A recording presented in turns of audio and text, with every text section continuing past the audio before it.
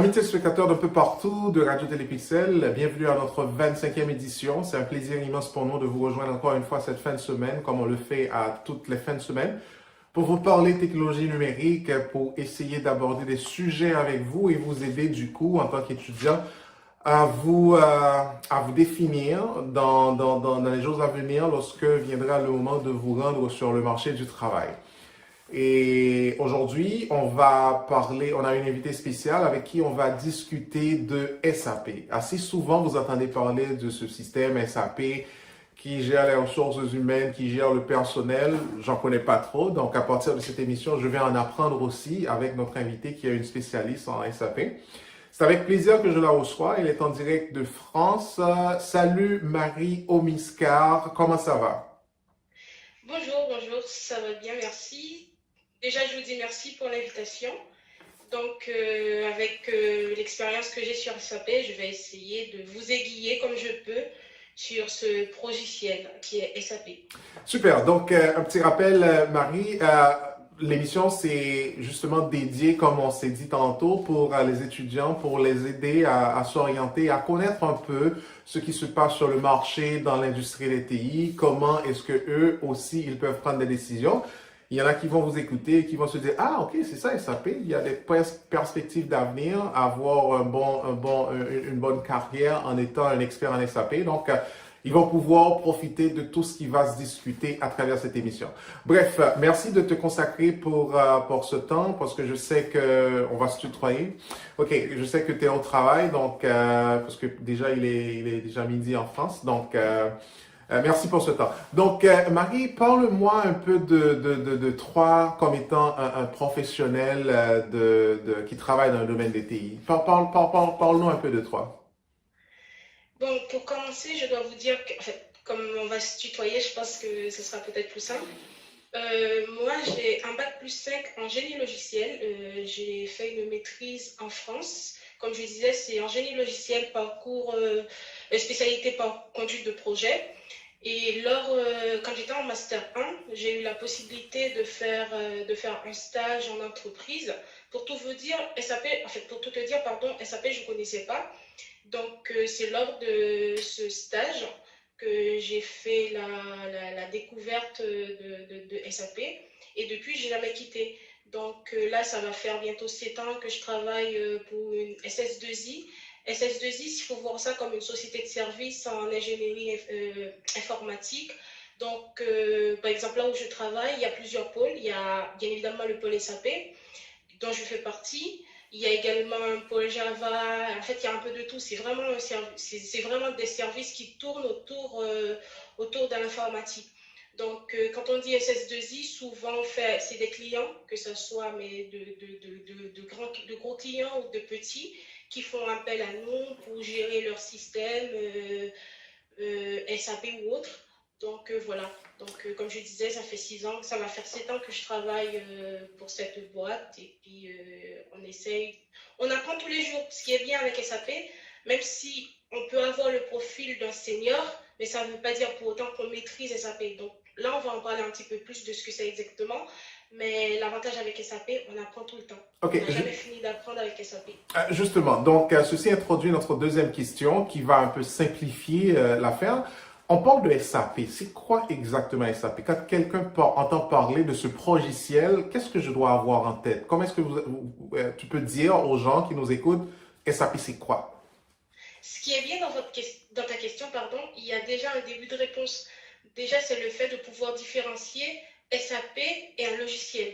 Comme tu viens de le dire, SAP, c'est un logiciel de gestion intégrée. Donc, ce qui est différent d'un logiciel, un logiciel, c'est un petit peu spécifique, c'est sur mesure pour un client, tandis que SAP, c'est plutôt standard. Donc, pour parler de façon plus claire de ce que c'est exactement SAP, comme je disais, SAP, c'est un logiciel de gestion intégrée, c'est-à-dire c'est un système d'information qui permet de gérer et de suivre au quotidien l'ensemble des informations et des services opérationnels d'une entreprise. Ce qui veut dire, avec SAP, on a la possibilité de couvrir un large périmètre de gestion d'une entreprise, ce qui veut dire tout ce qui est la gestion de stock, tout ce qui est la gestion des achats, tout ce qui est la comptabilité financière, avec SAP, on est en mesure de gérer tout ça pour une entreprise. Donc, ce qu'il faut savoir, SAP est divisé en plusieurs modules. En fait, en général, les gens ils disent SAP, mais à l'intérieur de SAP, il y a plusieurs modules. Il faut voir que il faut considérer chaque module comme un composant fonctionnel. Ce qui veut dire si pour gérer tout ce qui est achat, là, on va faire appel au module MM. Pour gérer tout ce qui est comptabilité financière, on va faire appel au module FI. Donc, ce qu'il faut savoir, un consultant SAP, il va se spécialiser dans un ou plusieurs modules, mais un consultant SAP ne peut pas vous dire, moi je connais SAP de A à Z, ça n'existe pas. Donc, ce qui est bien, c'est qu'on a la possibilité, avec SAP, on a la possibilité, comme je disais tout à l'heure, avec SAP, on a la possibilité, mais vraiment gérer tous les composants qu'une entreprise peut avoir. Ok, super. Ça, c'est un avantage non négligeable. Ok, c'est un peu large. Donc, en termes clairs, c'est un produit générique. C'est pas écrit pour une entreprise spécifique. Donc, n'importe quelle entreprise peut s'acheter SAP et l'installer et la question que je voulais te poser, Marie, est-ce qu'on peut personnaliser, customize SAP quand je l'achète pour un peu l'adapter à mes besoins en ajoutant des composants qui sont spécifiques à mon organisation? C'est exactement le but du jeu. Et SAP, il y a le package qui existe. Et là, vous l'installez et là, vous allez pouvoir l'adapter en fonction de vos besoins, en fonction les fonctionnalités de votre entreprise. Certes, si on parle de finance, ça reste finance, que vous travaillez pour une boîte en cosmétologie ou une boîte en aéronautique, ça va rester de la finance. Sauf que les données ne seront pas exactement les mêmes. C'est là l'avantage qu'on a avec SAP, de pouvoir s'adapter, en fait, de pouvoir l'adapter en fonction de ses besoins. Ok, tantôt, tu nous as dit qu'il y a plusieurs composants, finance, gestion du personnel, gestion de ressources, différentes ressources. Quelles sont les ouvertures sur le marché pour quelqu'un qui connaît SAP? Donc, comme tu as dit tantôt, c'est impossible de dire de connaître SAP dans son intégralité, mais quelqu'un qui connaît, qui maîtrise soit un composant ou quelques composants de SAP, c'est quoi les ouvertures qui existent sur le marché pour cette personne? L'avantage qu'on a avec SAP, c'est un milieu où on ne peut pas parler de chômage. C'est-à-dire quelqu'un qui connaît SAP, je ne dirais pas que c'est impossible, mais c'est rare d'entendre quelqu'un qui connaît SAP de se dire moi je suis au chômage. Ça n'existe pas, je pense. Déjà, moi je parle pour la France, après ailleurs je ne sais pas trop comment ça se passe, mais en France c'est un peu ça. Donc en matière d'ouverture, ce que j'ai oublié de noter, il y a le package SAP dans lequel il y a tous les composants fonctionnels dont j'ai cité, mais il y a d'autres outils qui ont été développés toujours par les développeurs de SAP. C'est des outils de reporting et d'analyse. Moi, personnellement, je n'ai pas travaillé avec les composants fonctionnels dont j'ai cité. Je travaille plus avec, par exemple, ce qu'on appelle SAP BW. Ça, c'est un outil d'analyse et de reporting qui permet à l'utilisateur de prendre ses décisions. Donc, moi, je travaille avec SAP BW ou bien SAP BI 4.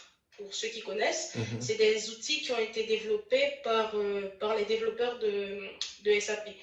Donc, pour revenir à ta question, quelqu'un qui connaît SAP, on ne peut pas parler de chômage, il peut travailler chez le client, c'est-à-dire, là, il va travailler directement avec le client, il peut travailler en SS2I, ce qui est mon cas, il peut travailler en freelance, il peut travailler un peu partout. Dès que ça touche avec SAP, cette personne peut travailler, mais vraiment n'importe où. Il n'y a vraiment pas de problème d'ouverture pour quelqu'un qui connaît SAP. Une petite question pour toi, Marie. Est-ce que normalement SAP, en fait, connaissant la taille de ce logiciel, est-ce que je dois avoir une grande entreprise de grande taille pour pouvoir installer SAP ou n'importe quelle petite entreprise peut l'utiliser ou quelques modules de SAP? N'importe quelle petite entreprise peut utiliser SAP. Moi, je vais te donner un exemple parce que c'est pas trop récent. Il y a 3 ans de cela, il y a un client pour lequel j'avais travaillé, c'était dans la logistique. C'était un peu... En fait, il y a plusieurs types de contrats. Ce contrat-là, c'était un contrat TMA. Ce qu'on appelle TMA, c'est tierce maintenance applicative. Donc, ce qui veut dire, c'est des clients qui font appel à nous, pardon, pour lesquels on traite des évolutions, on gère des anomalies. Donc, ça, c'était un petit client qui était dans la logistique, c'est un contrat de 3 mois. Donc, on n'a pas besoin d'avoir une entreprise à une très grande entreprise pour pouvoir installer SAP. Non, c'est l'avantage qu'on a. Parfait. Techniquement, il n'y a pas des cours qui existent à l'université pour dire, OK, j'ai un cours SAP 101 ou un cours de SAP, technique de SAP. Moi, je ne connais pas. Mais par contre, je sais qu'il existe des certifications qui existent justement pour SAP que l'on peut aller chercher. Parle-nous un peu de ces certifications qui existent pour SAP si on veut vraiment comment dire, s'expérimenter ou se professionnaliser un peu en SAP. Donnez-nous une idée de quelques-unes de ces certifications. Pardon. Juste avant de parler de certification, je vais apporter une toute petite précision pour toi. C'est par rapport au cours. Effectivement, en fait, moi, je viens d'un parcours un petit peu différent de ceux Parce que initialement, j'ai un profil d'ingénieur. Comme je disais, j'ai un bac plus 5 en génie logiciel, pardon. Mais n'empêche que je crois qu'il y a, ça s'appelle, c'est les miagistes. Je crois qu'à l'université en France, pour tous ceux qui ont le parcours de miage, ils ont un cours sur SAP. Bon, ils ont pas, c'est pas comme si tout de suite après ce cours, ils seront en mesure de travailler en entreprise, c'est pas ça. Mais ils ont une approche de SAP, ce qui est plutôt bien. Donc, pour revenir, pour tous ceux qui veulent s'expérimenter ou bien travailler avec SAP, il faut passer vraiment par SAP. Je ne pense pas qu'il y a d'autres instances qui ont la possibilité d'offrir ces genres de cours. Mais nous, par exemple, dans mon entreprise, et c'est pareil pour les autres entreprises, à chaque fois qu'il y a une nouvelle version qui sort ou bien à chaque fois qu'il y a une formation à faire, soit on le fait en ligne, ou bien on est obligé de se déplacer, mais vraiment pour aller dans les locaux de SAP pour pouvoir suivre ces formations. En fait, c'est des formations, mais c'est des certifications qui sont faites par des professionnels, par des techniciens, mais vraiment de SAP. Donc, qui sont là en France, en Belgique, un peu partout, et pour dispenser ces cours, comme je disais, soit en ligne, soit dans leurs locaux. Ah, ok, parfait. Vas-y. Une petite chose avant de finir, c'est moi, il y a 6 mois de cela, non, même un peu plus, 6 mois maintenant, c'était l'année dernière, j'ai obtenu une certification sur SAP BW for HANA. C'est ce qu'on fait de mieux actuellement en matière de version. Donc, comme je disais tout à l'heure, il y a un autre outil d'analyse et de reporting qu'on appelle SAP BW. Mais maintenant, la version la plus récente, c'est SAP BW for HANA. HANA, c'est une base de données qui, en matière de performance, qui est un petit peu, en fait, qui a une technique qui est un peu différente par rapport à ce que faisaient les autres bases de données. Là, c'est plus un accès en mémoire. C'est ce qu'ils appellent, in memory. Donc, moi, j'ai une certification sur SAP BW for HANA que j'ai eue tout récemment. Je voulais juste souligner ça. Ok, super, félicitations. Hein. Alors, est-ce que ces certifications, c'est de façon, je dirais, récurrente qu'on vous demande de les avoir ou quand tu as cette certification, tu l'as pour une date déterminée ou il y a une date d'expiration pour ces certifications? Belle question, j'aime bien cette question. Effectivement, chez SAP, il y a certaines certifications qui ont une date limitée, qui ont une durée. Mais celle que j'ai eue, elle n'a pas de durée, c'est-à-dire je l'ai à vie. Mais en me concernant, j'ai été obligée de la passer parce que j'allais changer de projet, j'allais travailler. En fait, l'entreprise pour laquelle je travaille venait tout juste de gagner un nouveau contrat. Et le client, il avait cette petite exigence. Il souhaitait que ses consultants, plutôt les consultants qui vont travailler sur son projet, aient une certification. Donc, c'est pour ça que l'année dernière, je n'avais pas trop le choix. C'est pour ça que je l'avais passé l'année dernière. Mais de façon générale, les gens ils passent les certifications s'ils ont un besoin ou bien s'il y a une demande, mais c'est pas comme passer le bac où on est obligé de le passer. Marie, tu as une formation en génie logiciel et dis-nous pourquoi est-ce que tu as décidé de choisir une carrière en SAP? Qu'est-ce qui t'a incité à te diriger vers cette voie? Bon, et je m'attendais un petit peu à cette question. Comme je disais, c'est que SAP, initialement, je ne connaissais pas. je me rappelle, en fait, et quand j'étais en Master 1, il y avait la journée de l'entreprise, et à l'université, pardon, ce qui veut dire il y avait des entreprises qui étaient venues à l'université pour recruter de nouveaux stagiaires. Et du coup, moi, je suis allée un petit peu au culot, désolée pour l'expression, et puis je suis allée, je me suis présentée. Effectivement, j'ai pu décrocher un stage. Et quand je suis arrivée à l'entreprise, je savais mais vraiment absolument pas ce que c'était SAP, mais j'ai eu la chance de travailler avec une équipe. Dans cette équipe, eux, ils connaissaient déjà SAP parce qu'ils faisaient déjà le travail, mais en fait, l'entreprise venait tout juste de gagner un contrat.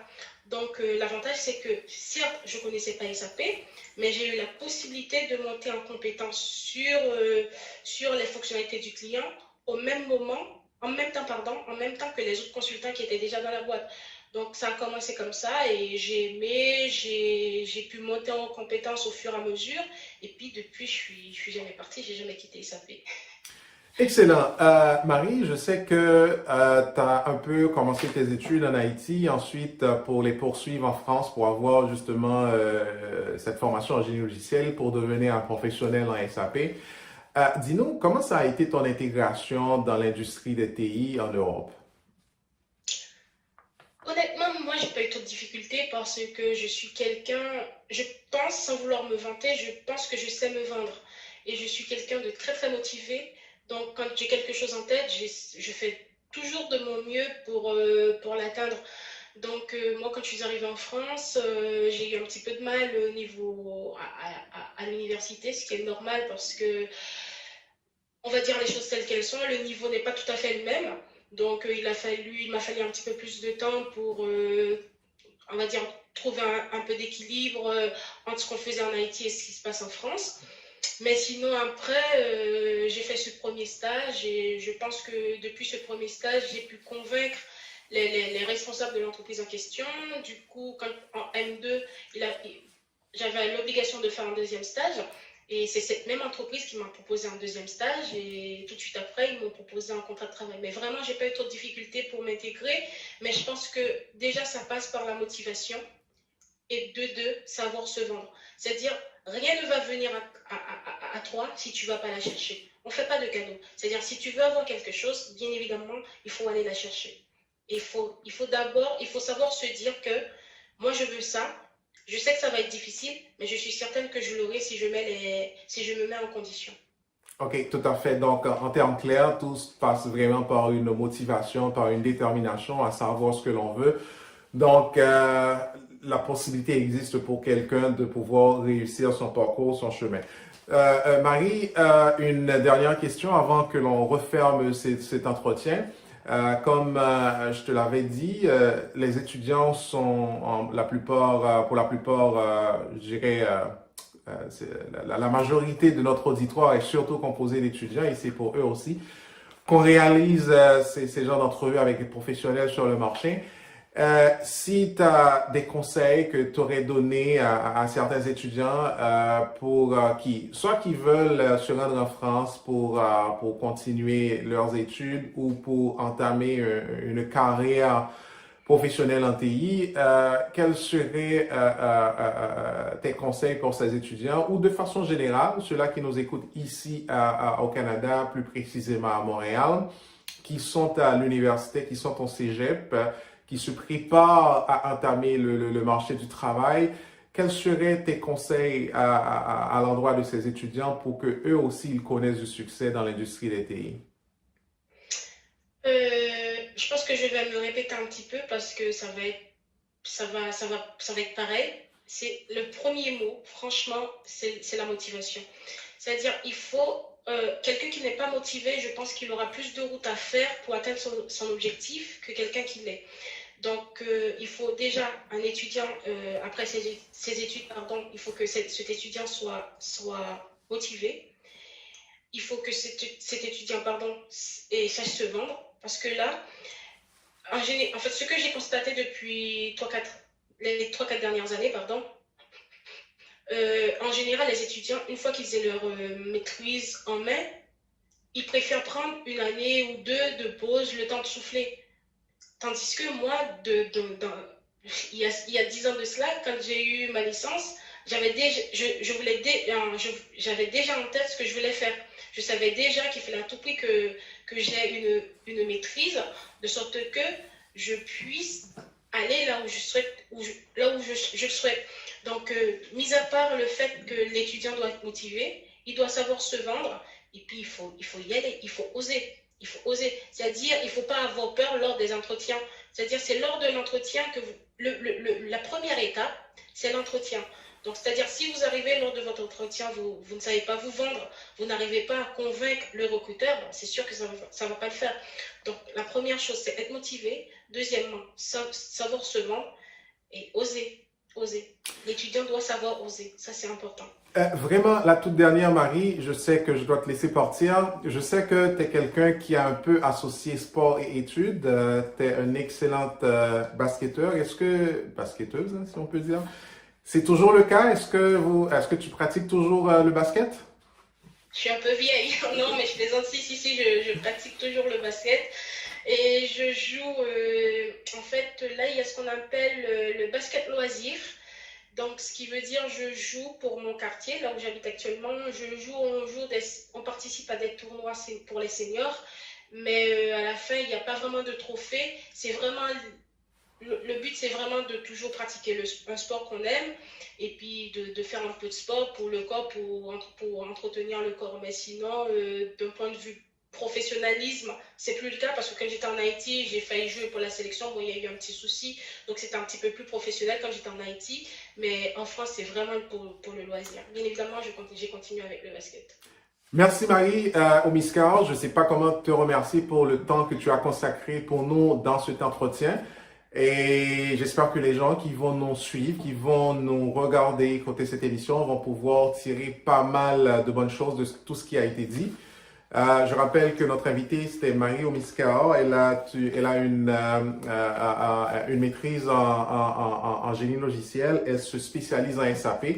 Avec elle, on a parlé de SAP, c'est quoi SAP, les différents modules, comment une entreprise peut prendre SAP. Et ce qui est important de ce qu'elle nous a dit surtout, c'est que SAP, c'est un produit générique. N'importe quelle entreprise peut en acheter et l'installer dans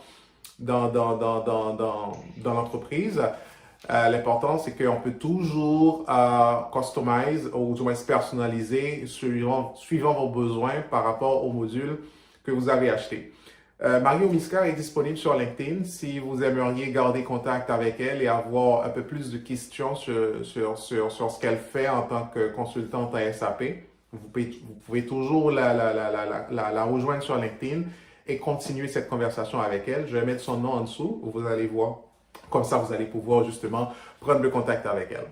Mesdames et messieurs, ça a été notre livraison pour cette fin de semaine. C'était un plaisir pour nous de vous parler et le rendez-vous est pris pour la semaine prochaine. Mon nom, c'est Clément Calvert et le moyen de nous rejoindre, c'est par téléphone 514-799-6087 et par courriel aussi clément.calvert@clémentcalvert.com. D'ici là, je vous souhaite de passer une excellente semaine. À la semaine prochaine.